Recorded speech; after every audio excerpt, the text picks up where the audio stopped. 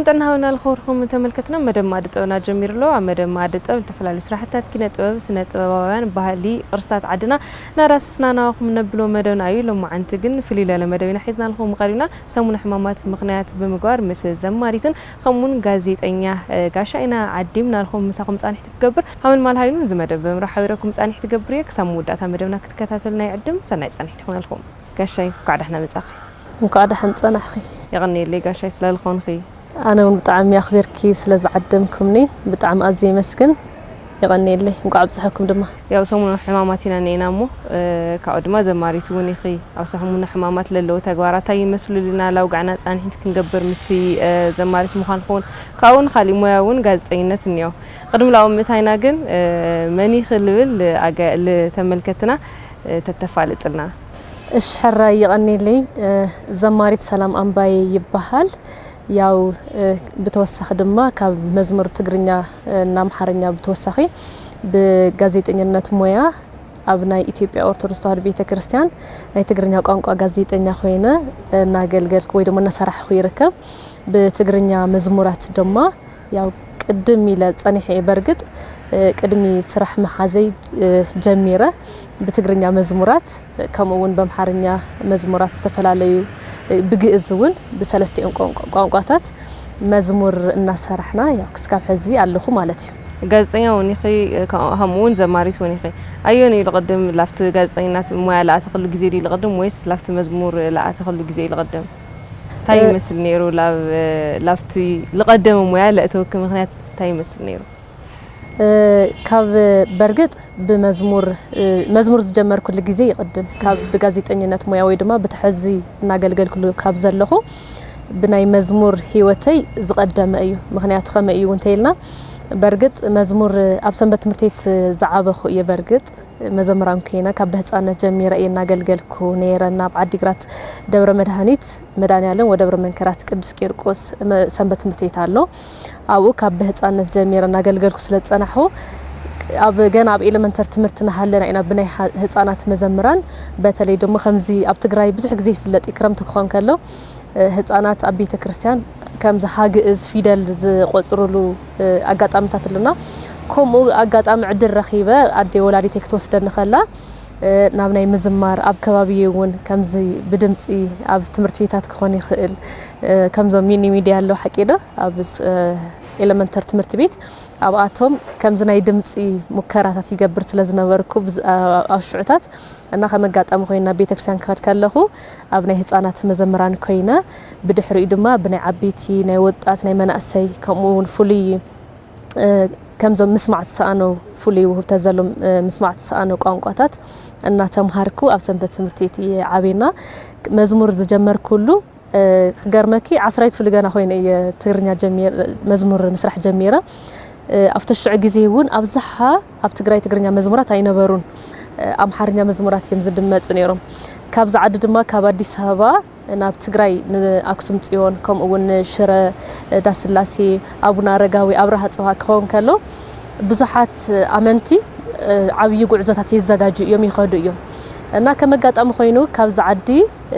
መዝሙር ቤት ዘሎም ክሰርሑ ስፖንሰራት ዝኾኑ ሰባት እንዳጋ ከመጋጣሚ ኣብ ሓደ ቤተ ክርስቲያን እናዘመርኩ ናገልገልኩ ርኢኒ እስኸማ በቃ ትግርኛ መዝሙር ክንሰርሕልኪ ኢና ክትሰርሕለኪ ነው ዕድል አመቻችዮም ላይ ካብ ሽዑ ጀሚረ መስራሕ ጀሚረ ማለት 10 ክፍል ኮይነና ናይ መጀመሪያ መዝሙር ሰራሕና ይውን 4 ሰባት ኮሌክሽን በሓባር ኮይና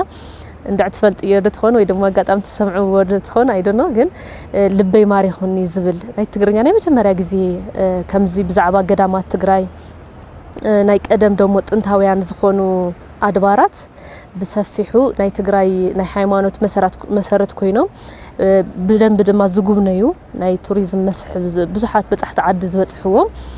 ብዛዕባቶም ገዳማት ውቅር ቤተ ክርስቲያን ዘለዎም ጸጋ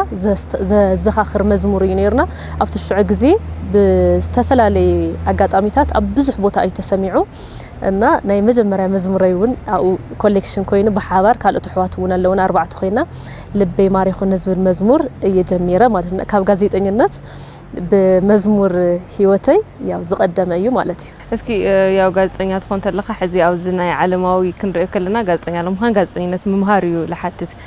ጋዜጠኛ ለምዃን ኣብቲ ናይ መንፈሳዊ ፍላይ ድማ ኣብቲ ናይ ኦርቶዶክስ ተዋህዶ ቤተክርስትያን ለሎ ናይ ቴሌቪዥን ጣብያ ስለልትሰርሒ ብሃመይ ማዕቀን ኢኺ ላውኣት ኢኺ ታይታይ ይሓትት ከምቲ ዝበልክ ኢኺ ናትና እውን ናይ ኢትዮጵያ ኦርቶዶክስ ተዋህዶ ቤተክርስትያን ናይ ቴሌቪዥን ጣብያ بناي ميديا ستاندرد ያው ኣብ ኢትዮጵያ ከምስ ዘለው ሚዲያታት ከምናትኩም ከም ዓቢ ሚዲያ ፋና ኮኒ ኸሊ ቲቪ ካልኦቱን ብናታቶም ለበል ማዕረ እንትን ዝብል እዩ ያው ሃይማኖታዊ አቀራረቡ ትሕስትኡ ይከፈላለ ዝኽእል ያው በመስፈርት ኮይኖም ከቀርቡ ዝኽእሉን አባናውን ካብ ጋዜጠኝነት ሞያ በተወሳኺ ብስነ ጽሑፍ ብናይ አርት በፍላይ በተፈለይ መልኩዕ ድማ ብናይ ቲኦሎጂ ከምኡውን بناي بيت كريستيان زلوا تمرتات ناي أبنات تمرت كخاني خلوا نفط زلوا ناي زمناوي تمرتي بتوسخي مالتي زلوا زي أتهم كلهم زمالة كاب زي أتهم حدا زلوا ويدو ما كلت بزلوا بتزت إياه مسفرت زمالة نفط تابع كقط صاريخ إلينا أنا ونقاد أمين نبي إثيوبيا أورثودوكس تهرب بيت كريستيان تلفزيون غازيت أنيا كوينا كأتو عدل ز فترة اللي تأيو ናይ መጀመሪያ ዲግሪ ኮምፒውተር ሳይንስ ወይ ደሞ ኢንፎርሜሽን ሲስተም ያጽንዕ ደብረ ብርሃን ዩኒቨርሲቲና አይቲ ወይ ደሞ ናይ ኮምፒውተር ሳይንስ ድማ ምስ ናይ ሚዲያውን ብዙሕ ዝረሓሓቅ ኣይኮነንና መስኡ በተወሳኸውን ናይ ቲኦሎጂ ትምርቲ ነርኒ ቅድም ናይ ቲኦሎጂ ግን ናይ ጋዜጠኝነት ሞያ ናተምሃርኩ እየ ነረ ያው እና እዚኣቶም በሓባር ተደማሚሮም አጋጣሚ ኮይኑ ናኡ ንከኣቱ ዕድል ረኺበ ማለት እዩ ሕዚ ሙስኡ ተታሒዝ ካፍትና ጋዜጠኝነት ሞያ ከይወፃና ኣብዚ ናይ ዓለማዊ ዝኾነ ቴሌቪዥን ጣብያ ከምኡውን ኣብቲ ናይ መንፈሳዊ ለለዎ ፍልሊታ ይመስል ታይታይ ነገራት ይቐርቡ ምናልባት ሓድሽ ሰባት ክህሉ ይኽእሉ እዮም ሎማዓንቲ ንሪኡ ኢኺ ለኣኺ ካብቲ ስራሕትኩም እውን ሪኦም ዘይፈልጡ ሰባት ክህሉ ስለዝኽእሉ ታይታይ ነገራት ይመሓላለፉ ሕዚ ናይና ንዓዳጋ ክህሉ ይኽእሉ ናብ ፖለቲካ ክህሉ ይኽእሉ ኢኮኖሚያዊ ነገራት ክህሉ ይኽእሉ ኣብ ናይ መንፈሳዊ ታይታይ ነገራት ይቐርቡ ያው እቲ ቴሌቪዥን ብሓፈሻ ሃይማኖታዊ አስተምሮታት ዝመሓላለፉሉ እዩ እቶም ሃይማኖታዊ አስተምሮታት ብዝተፈላለየ ያው ማለትውን ኣብ ናይ ዓለማዊ ሚዲያ ወይ ድማ ናይ ካልኦት ንፈልጦም ሚዲያታት ከም ዘለው ናይ ባዕሎም ፎርማት ኣለዎም ሓቂዶ ከም አቶም ኮይኖም ዝተፈላለየ ኮይኖም ብዝተፈላለየ አቀራርባ ኮይኖም ሃይማኖታዊ አስተምሮ መሰረት ዝገበሩ እዮም ዝመሓላለፉ ካሊኡን ከምዝ ሕዝና እምነት ናይ ጉብኝት ዓይነት ነገር ቅኝት ኮይኑስ ገዳማት ዘርኢ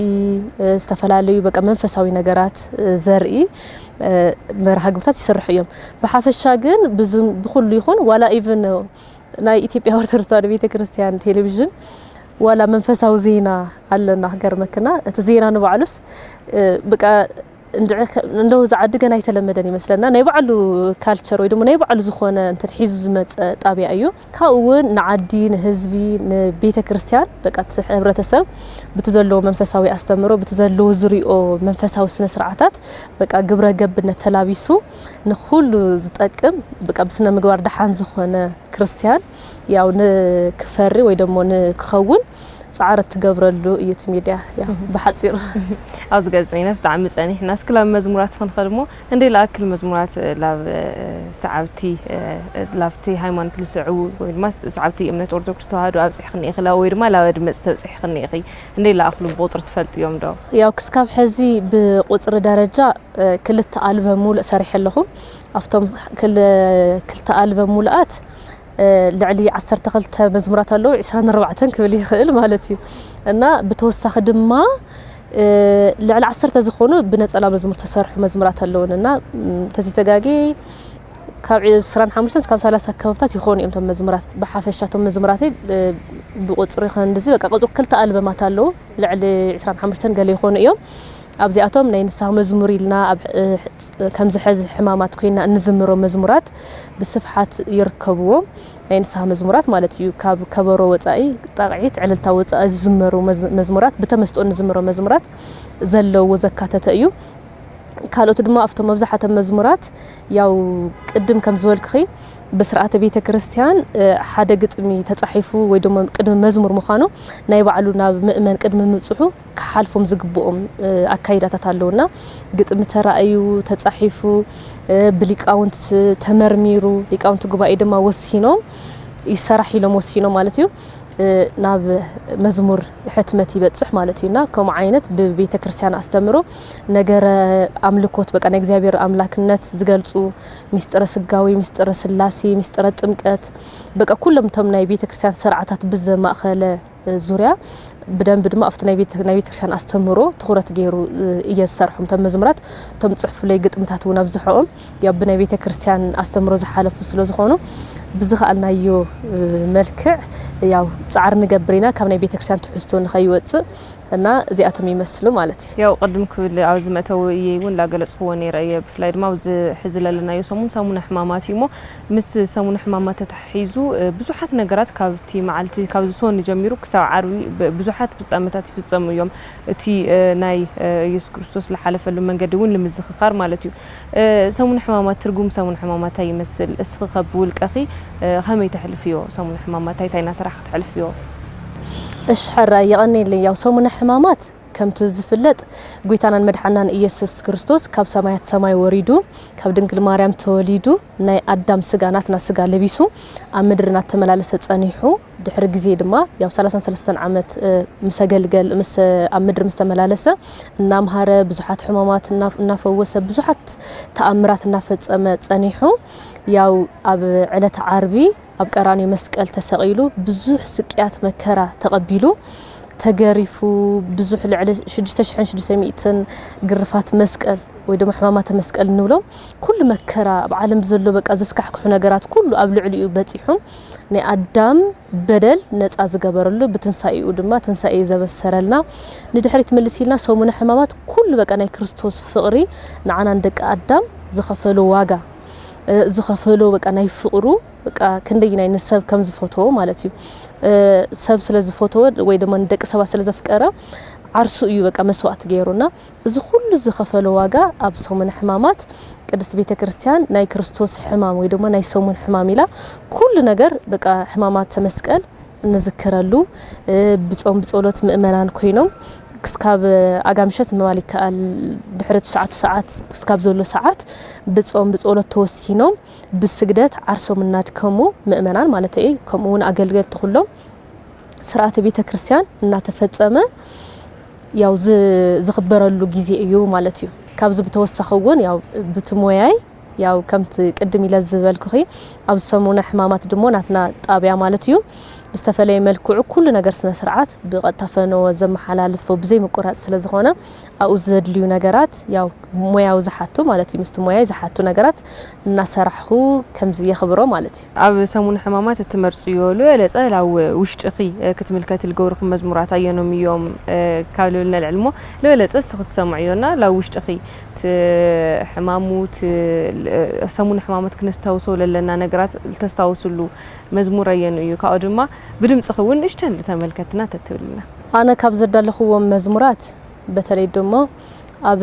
علة عربي السماع مزمور بحفشة سومن حمامات السماع مزمور سماياوي نجوس سماياوي دانيا مدحن تسقيلو يسوع كريستوس نابله زمركو مزمورات علونا كل مزمور بتري دمو أب علة عربي قدست بيت كريستيان ببي ساعاتو تفصمم نغرات አለው ናይ 3 ሰዓት ኮን ከሎ 6 ሰዓት ኮን ከሎ 9 ሰዓት 10 ሰዓት ከምዝ ዝተተሓዘሉ ከምዝ ዝተገረፈሉ ነብሱ ካብ ስጉቅ ትፍለኸላ ከምዝ ቀነውን ናይ ባዕሎም ዜማታት ኣለውና ብኸምኡ ዜማታት ተመሳጢሮም ዝተሰርሑ መዝሙራት ኣለውኒ እና እቲ መዝሙርሱ ያው ብዘጋጣሙን ተዝምሮ ወይ ደሞ ጋብዘኩም ደስ ይብለኒ ማለት ደስ ይብለና ሰማያዊ ንጉስ ሰማያዊ ዳኛ መድህን ተሰቂሉ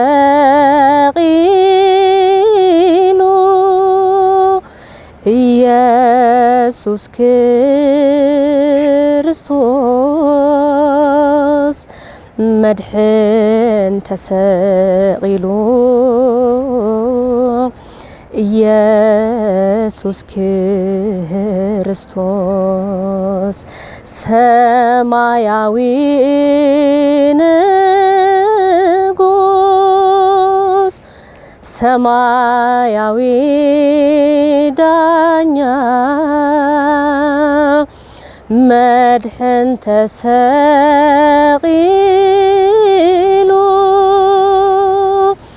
ኢየሱስ ክርስቶስ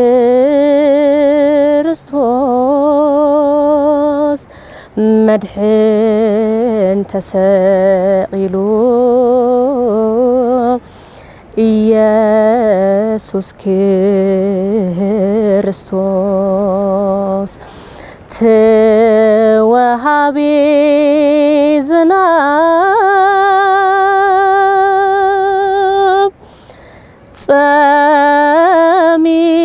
ጸሚእና በለ ማይ ንኸስትይዎ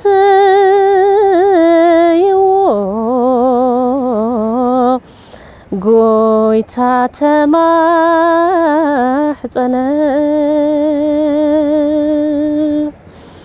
ሰማያዊ ንጉስ ሰማያዊ ዳኛ መድሕን ተሰቂሉ ኢየሱስ ክርስቶስ ብጣዕሚ ደስ ዝብል ድምፅኹም ብጣዕሚ ደስ ዝብል መዝሙር ወንጌል ካብ ዝስበኸሎም ወይ ድማ ወንጌል ካብ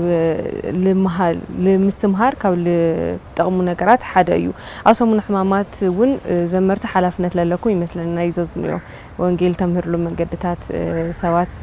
ላፍቲ ሰሙን ሕማማት ቀልቦም ልክገብሩ ሓላፍነት ዘለኩም ይመስለኒ ሓላፍነት ዘመርቲ እንታይ ይመስል ኣብ ሰሙን ሕማማት ያው ኣብ ሰሙን ሕማማት ናይ ኣገልገልቲ ወይ ድማ ናይ ዘመርቲ ሓላፍነት ክኾን ይኽእል ኢለ ዝሓስቦ ብሓፈሻ እቶም መዝሙራት ዝሰርሕዎም ከምቲ ዝበልኩኺ ነቲ ግዜ ወቕቲ ናይ ቤተ ክርስቲያንና ግዜታት ካብ ዓመት ንዓመት ዝተፈላለዩ ናይ በዓላ ወቕትታት ኣለዎ እና ሕዚ ድማ ዘለናዮ ግዜ ናይ ሰሙን ሕማማት ከም ምዃኑ ነቲ ሕማማት ክጠቕሱ ዝኽእሉ በተለይ ደሞ በቃ ናይ ክርስቶስ መከራ ችግር ኣብ መጽሓፍ ቅዱስ መልዓል ብምግባር እዮም ኩሎም ግጥምታት ዝጽሓፉና እቲ መከራኡ ችግሩ ስቅያቱ ክገልጹ ዝኽእሉ መዝሙራት ብናይ ንስሓ መዝሙር ኦርቶዶክሳዊ ትሕዝቶ ሃልይዎም በቃ ናይ ቤተ ክርስቲያን ስርዓት ቀኖና ከይለቐቑ ምእመናን ያው መዝሙር ክበሃል ከሎ ጸሎት እዩ ልመና እዩ ኣምልኮ እዩና ኣብ ኩሉ ስርዓት ንጥቀመሉ ስለ ዝኾነ እቶም ኣገልገልቲ ዘማርያን እቲ ናይ ቤተ ክርስቲያን ስርዓት ወይ ደሞ ቤተ ክርስቲያን ካባናት ትጽበዮ ግዴታ እናማላእና ኦርቶዶክሳዊ ዝኾነ ስራሕቲ ሰሪሕና ምእመናን ያው ተሐጉሳት ኮይኖም ደስ ይልዎም ተመዝሙራት ክሰምዕዎም ከምኡ ድማ ክጽልዩሉ ከመስግኑሉ ኩሉ ነገር ክጥቀሙሉ በቃ ቅሬታ ከይፈጠረሎም ዝኽተሉ ዓይነት ዝማሬታት ክኸውን ኣለዎ ኢለ ይግምት قدمينا قنجوجة بيلنا ولا نالعلنا ينيرنا إنا بفلاي دما بسمونا حمامات كاولة لو معالتات علة عربي تعاوين بوتا اللي هو هون معالتو كاو دما حاموس نيو ጸሎት حاموس نيو كاسونس كاو عارون إنه على ملخونو ترجم مني أو ميزم معالتات اسكيب زعوا ጸሎት حاموسنا العلمو ጸሎት حاموس كله على كله بفلاي دما جويتا مدحنيت إيسوس كريستوس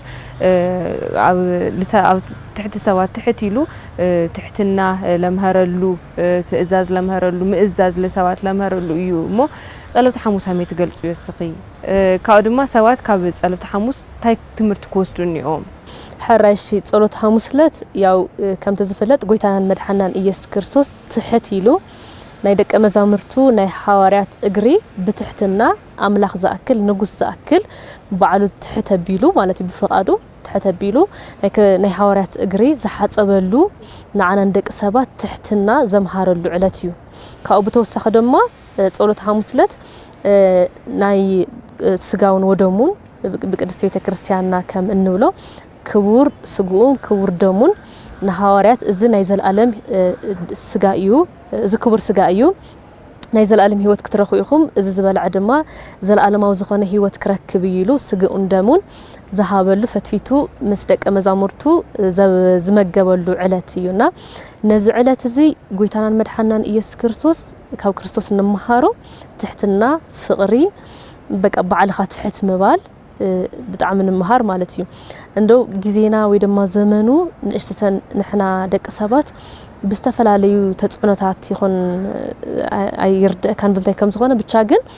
عرسو بقى عرس سو فتوتنا بعلتنا نبعلنا فتوتي سبن سب تحتنا بتحتنا زين كبابرلو غيزي متخخان بقى كم زكاب اورثودوكساوي استمرو وصا زخونو سرعاتات كاب اورثودوكساوي استمرو طرح زيكونس كاب حق وصا زخونو تغبارات እና ተፈጽሙ ንሪእሉ ጊዜ እዩና እንደው እዚ ካብ ክርስቶስ ትምርቲ ተማሂርና ከነስተውዕሎውን ዝግባእ ነገር ታዩ በቃ ዓርስኻ ሙፍታው ዓርከኻ ሙፍታው ወይ ደሞ ሓውካ ሙፍታው ያው ክርስቶስ ክንፎቶ ተኸይና ኣብ ጥቃና ዘሎ ሰብ ክንፎቶ ከለና ኢና ንክርስቶስ ንፎቶ ኢና ነኽብሮ ኢና ክንብል ንኽእልና በመጀመሪያ በቃ መስደቅ ሰባት ኣብ ንነብሮ ኣብ ማንኛውም ቦታ ብፍቅሪ ብሓልዮት ብምቅርራ ብምክኣል እና ነበርና በትሕትና ክንመላለስ ሳለና ኣሕዋትና ክንብድል ይብልናን ኩሉ ግዜ ዝተጸገሙ ሰባት ክንሕግዝ ኣለና ያው ካብ ክርስቶስ ንመሃረዝ ስለዝኾነ ማለት እዩ ባዕሉ ክርስቶስ ኣብ ምድሪ እናተመላለሰ ከሎ ዝሓሙም ሰባት ይድሕን ነይሩ ያው ብት አምላካዊ ስልጣኑ ማለት ዝሞት ሰባት እየተሰነየሩ እዚ ታይ ዘርኤና ንሕና ኣብ ደቅ ኣብ ዕለታው ናብራና ኩሉ ግዜ ያው ክርስቶስ ትሕት ኢሉ ምስ ስለዝመጸ ያው ኣብ ጥቃና ዘለው ዝተጸገሙ ወገናት ክንሓስብ ከም ዝግበአና ብፍቅሪ ብሓልዮት ብምክብባር ክንመላለስ ከም ዘለና ያው ካብ ዕለቱ ንመሃር ማለት እዩ ነዚ ዕለት እውን ታሪኽ ጸሎት ሐሙስ ዕለት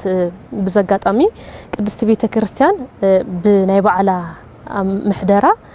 نهي وعلم بحلفنتهم زفلالي ناي كهنة درجات አለው ዲያቆን ካህን ጳጳስ ኤጲስቆጶስ ፓትርያርክ ናበልና ንኸይዲናና እንደው ኣብ ጸሎት ሐሙስ ለታሪኺ ክንርኢ ከለና እቲ ስርዓት እግር ትሕት ኢሎም ዝሓጹ ኣብ ቤተ ክርስቲያን እውን ማለት እዩ ናይ ምእመናን እግሪ ዝሓጹ ኣቦታትና ጳጳሳት ብጽኦ ቅዱስ ፓትርያርክ እዮም ዝሓጹ ብዙሕ ግዜና እዚ ታይ ዘርኤና ዘሎ ኩሉ ግዜ በቃ ትሕትና ንደቅ ሰባት በቃ መሰረትና ከም ዝኾነ ክገዝአና ከም ዝግባእ ኣብ ሕድሕድ ህይወትና ድማ ብትሕትና ብፍቅር ክንመላለስ ከም ዝግባእና እዩና እዚ ዓብይ ትምርቲ ንዝውን ያ ቤተ ክርስቲያን ብዕለቱ ካብ ሆሳዕና ጀሚራስ ካብ ትንሳኤ ዘሎ ግዜው እንደው ኣብ ሰሙነ ሕማማት ናይ ባዕሎም ዝኾነ ትርጓሜታት ኣለዎም ሕዝን ኣብነት ሶኒክ ክንብል ከለና كم استرجمت تخلي بيت كريستيان زصريو العلات سولس كأيهود زمخارو لو نكحزوا كريستوس كم يغيرنا إنا نحزونا تبهالو زمخا خيرلو زنبره غيزيتات አለውና እና ይባዓለም ትርጉማት አለው ሐሙስ ከአ ያው እዚ ስርዓት ቀደም ዝበልናዮ ናይ እግር ምሕጻብ ከምኡን ምስ ሐዋርያት ስጋውን ዶሙን ሂቡ ምስ ሐዋርያት ድሕር ምስ ፈጸመ ሐዋርያት ምስ መገቦ ምስ ፈጸመ ያው ከም ተተሓዘ ከመይል ተተሒዙ ነይሩ ኩሉ ነገር ኣብ ነገር ኣብ ሰሙነ ሕማማት እዞም ነገራት ኩሎም እናስታውስና ናይ ክርስቶስ ናይ ምድሓኑ ስራሕ እናዘከርና እንሕልፎም መዓልተታት እዮም ማለት እዩ ከምኡ ኸ ዓርብ ክንመጽእ ኸለና ኸ በብሰዓቱ ዓርብ ክንርኢ ኸለና ኸ ካብ ንግሆ ጀሚሩ በቃ ዝተሓዘሉ ዝተቀጥቀጠሉ ዝተገረፈሉ ናይ እሹኽ ኣኽሊል ዝተደፍአሉ ካብ ሄሮዶስ ናብ ጲላጦስ ካብ ጲላጦስ ናብ ሄሮዶስ እናበሉ እቲ ጎዳናታት ናይ ኢየሩሳሌም እናንገላትዑ ብችግር ብመከራ መስቀል አሸኪሞም ናንገላትዑ ችግር መከራ ስቅያት ግርፋት እናብጽሑ ዘመላልሱ ወዝነበሩ ቦታታት እናሐስበሉ ሰዓታት ኩሉ በብሰዓቱ ሰሪዓ አቅሚጣ ያው ንሕና ድማ ኣብ ሰሙነ ሕማማት ኣብ ዕለት ዓርቢ እናዘከርናዮ ንውዕል ነኽብር ማለት እዩ ምዝውን ድሕሪ ኣብ መስቀል ውዒሉ ድማ ድሕሪ ኩሉ ችግር መከራ ተቀቢሉ ግርፋት ስቅያት ኩሉ ተቀቢሉ ኣብ መስቀል ድማ ያው መጨረሻ ዝተሰቀለሉ ድማ ስቅለት ይልና ነኽብር ማለት እዩ እስኪ ምዝ ሰሙነ ሕማማት ተታሒዙ አቀድም ክብል ሓደ መዝሙር ኮ አንጊድክና ይኽን ግን ድማ እቲ ዕለት ዓርቢ ንዝክረሉ ካስቶን እስከ ዓርብ ለሎ መዓልታት ንዝክረሉ ብፍላይ ድማ ሰሙነ ሕማማት ክባሃል ከሎ ካልኦት መዝሙራቱን ልስማዕሉ ግዜ ስለለይ ኾነ እቲ በበገና ልዝመር መዝሙራት ካብ ኸወሮ ካፍቲ ምጭውጫብ ልወፀ መዝሙራት ስለልኾነ ሓንቲ መዝሙር ድማ ለተመልከትና ተትእንግድልና ያው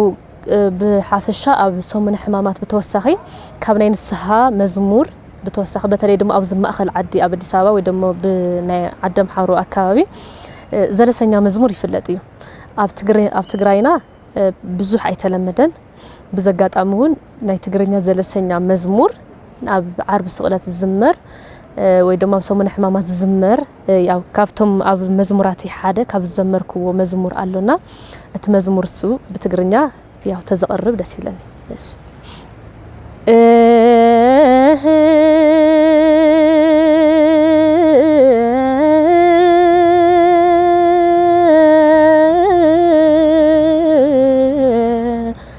ክበርተ مسكن كبر كبرت مسكن مدان يعلم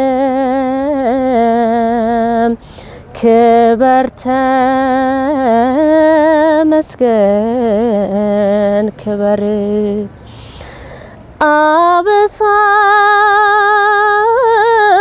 أبصاري وبدلي زي قد فني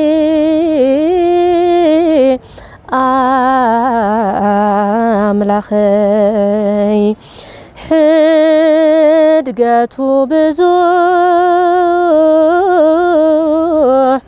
محرته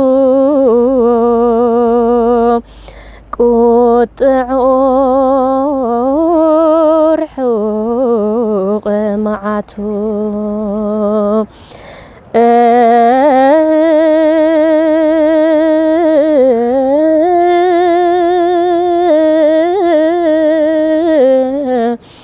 كبرت مسكن كبر نموت مويتو أدحنني ناتوارد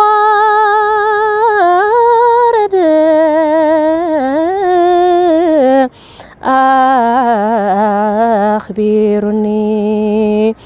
بزا هيوتي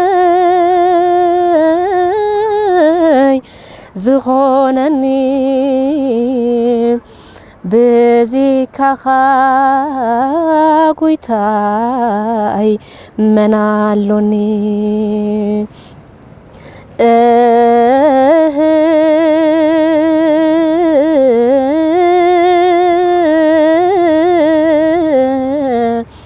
كبرت مسكن كبر برهان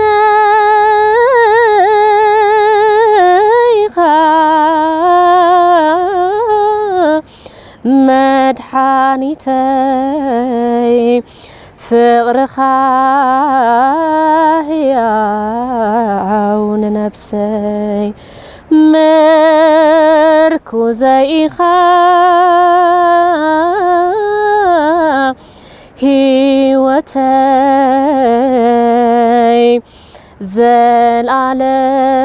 زالعالم نقس عبلبي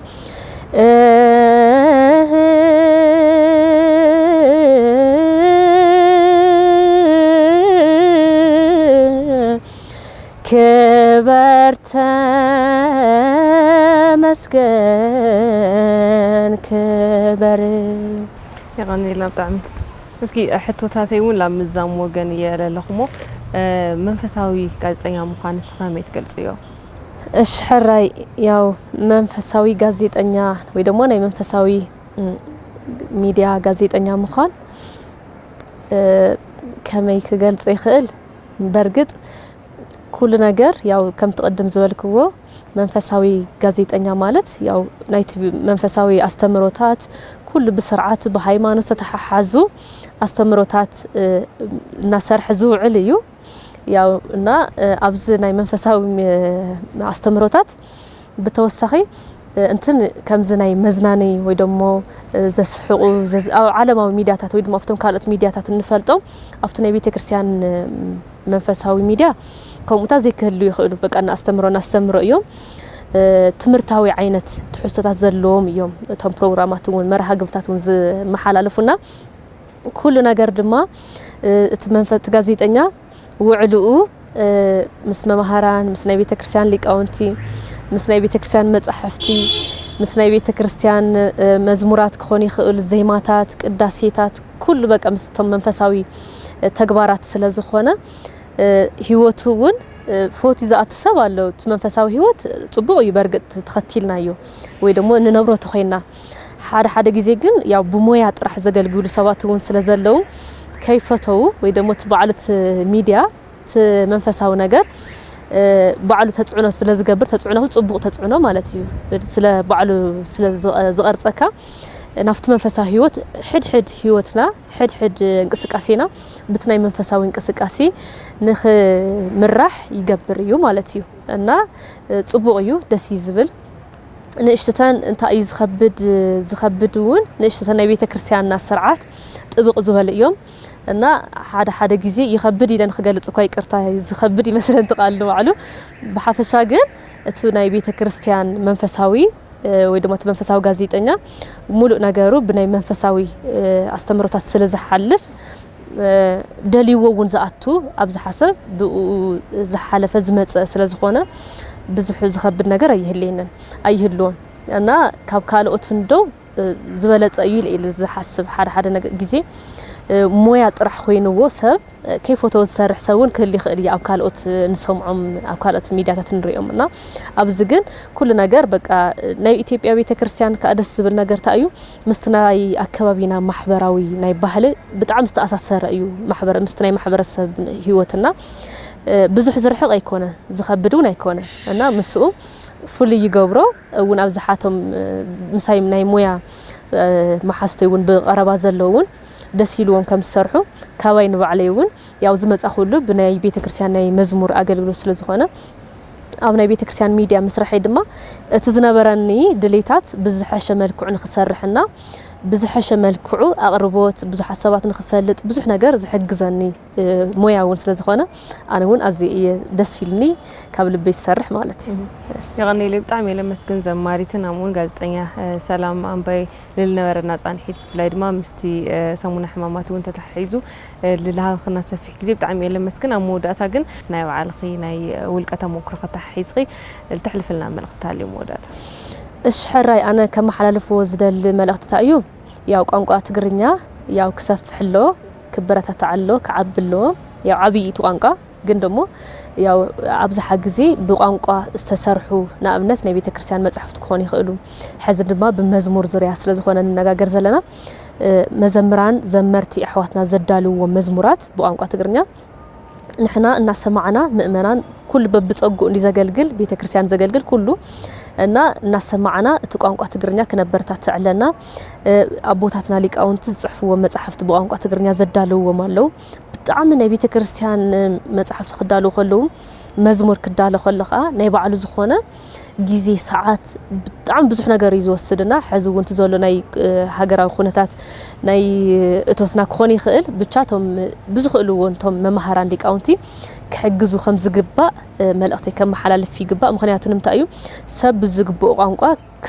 ክሰምዕ ከመስግን ከምልኽ በቃ ፈሊጥና ተረዲእና ምስ እግዚአብሔር አምላኽና ዘለና ቅርበት አምልኾ ክንፍጽም ኣለና ኢለ ስለለኣምን ያው እቲ ቋንቋ ትግርኛ ድማ ክበረታታዕ ኮይኑ ዝሰምዕ ዝቕበል ኣካል ተሃልዩ እዩና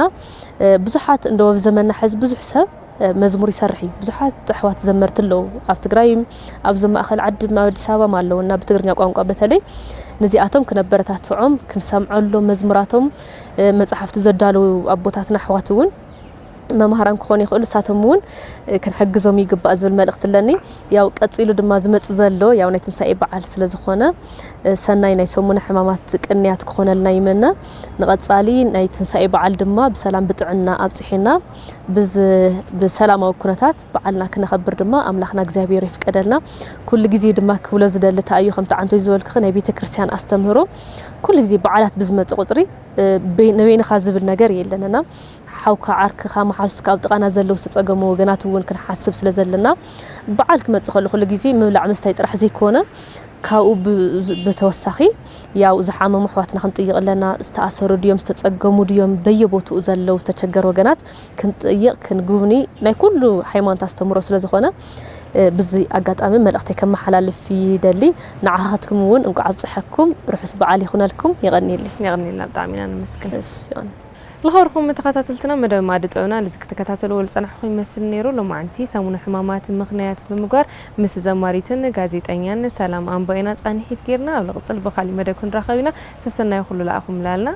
احنا غنيو